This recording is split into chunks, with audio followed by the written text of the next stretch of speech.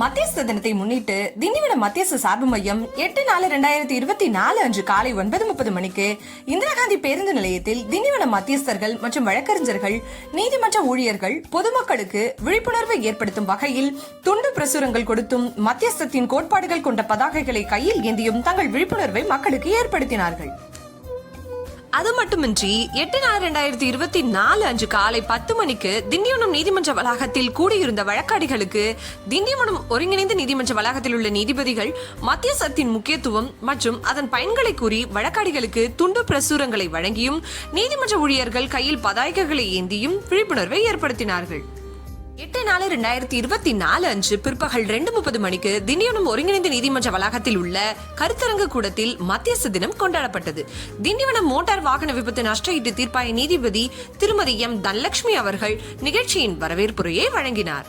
தமிழ்நாடு மற்றும் Pondicherry bar council உறுப்பினர் மற்றும் திண்டிவனம் மூத்த வழக்கறிஞரான திரு ஏ கோதண்டம் அவர்களும், திண்டிவனம் பார் அசோசியேஷன் தலைவர் CP சண்முகம் அவர்களும், திண்டிவனம் அட்வொகேட்ஸ் அசோசியேஷன் சார்பாக வழக்கறிஞர் திருமதி சூர்யா அவர்களும், திண்டிவனம் பெண் வழக்கறிஞர் சங்கத்தின் தலைவர் திருமதி ஜே கலா அவர்களும் மற்றும் திண்டிவனம் வழக்கறிஞர் நல சங்கத்தின் சார்பாகவும், திண்டிவனம் மத்தியஸ்த சார்பு மைய மத்தியஸ்தர்களின் சார்பாகவும் திரு ஜி கிருபாகரன் அவர்களும் தங்களின் வாழ்த்துரையை வழங்கி நிகழ்ச்சிக்கு பெரும் பங்களித்தார்கள். திண்டிவனம் ஒருங்கிணைந்த நீதிமன்ற வளாகத்தில் உள்ள நீதிபதிகள் மற்றும் ஊழியர்களால் எழுதப்பட்ட சமரச மைய விழிப்புணர்வு பாடலை திண்டிவனம் வழக்கறிஞர் திரு கணேஷ் அவர்களும், நீதிமன்ற ஊழியர்கள் திருமதி தென்றல், திருமதி நாகலட்சுமி, செல்வி ஜெயஸ்ரீ ஆகியோர்கள் பாடி அனைவரையும் இசை வெள்ளத்தில் மூழ்கடிக்க செய்தார்கள்.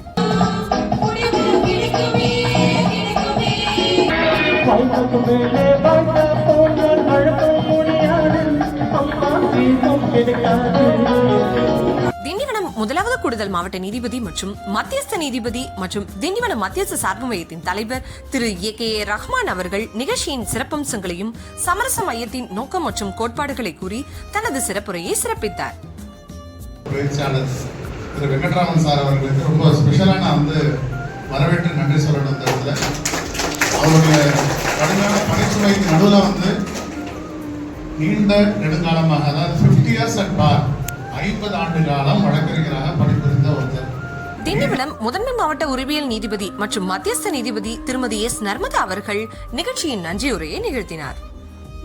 வழக்கறிஞர் மற்றும் மூத்த பயிற்சியாளர் மற்றும் மத்தியஸ்தரான திரு ஆர் வெங்கட்ராமன் அவர்கள் awareness on the importance of mediation என்ற தலைப்பில் சிறப்பாக உரையாற்றினார். 9/4/2005 தமிழ்நாட்டில் இந்தியாவிலேயே முதல் கோர்ட் அட்டாச்டு மீடியேஷன் சென்டர் நம்ம சென்னையில் ஆரம்பித்தது. இந்த ஹைகோர்ட் மீடியேஷன் சென்டருக்கு